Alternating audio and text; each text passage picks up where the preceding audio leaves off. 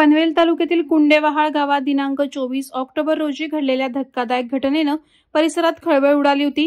घरी एकट्या असलेल्या संगीता नामदेव म्हात्रे वय 55 राहणार कुंडेवहाळ यांच्या घरात अज्ञात व्यक्तीने शिरून त्यांना संपवलं होतं। त्यानंतर अंगावरील दागिने लुबाडून सोन्याची चेन, मंगळसूत्र, अंगठ्या आणि कानातले असा सुमारे 1,55,000 रुपयांचा मौल्यवान ऐवज लंपास केला असल्याचं समोर आलं।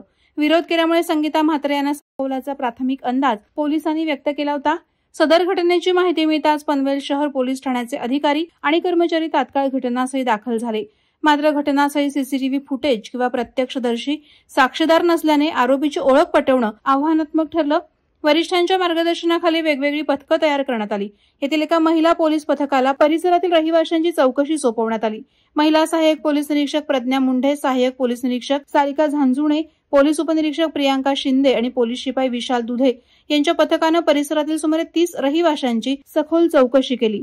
तांत्रिक विश्लेषण आणि कौशल्यपूर्ण तपासाच्या आधारे आरोपीची ओळख पटवण्यात यश मिळालं। चौकशी दरम्यान आरोपी मोहम्मद समीर अलाउद्दीन अन्सारी वय 23, व्यवसाय डेअरी दुकान, राहणार कुंडेवहाळ यानं महिलेला 40,000 रुपये उसने दिल्याचं पोलिसांना सांगितलं। रक्कम परत मागण्यासाठी त्यानं वारंवार प्रयत्न केले। 24 ऑक्टोबरच्या रात्री तो महिलेच्या घरी गेला असता रक्कम देण्यास नकार दिल्यानं रागाच्या भरात त्यानं संगीता म्हात्रे यांना संपवलं असल्याचं सांगितलं। कोणतीही पूर्व माहिती नसताना महिला पोलीस पथकानं कौशल्यपूर्ण तपास करून आरोपीला अटक केली। दरम्यान या प्रकारामुळे कुंडेवहाळ आणि आसपासच्या भागात नागरिकांमध्ये भीतीचं वातावरण निर्माण झालं असून या घटनेमुळे महिलांच्या सुरक्षेचा प्रश्न पुन्हा ऐरणीवर आला आहे। वादळवारा लाईव्हसाठी संजय कदम, पनवेल।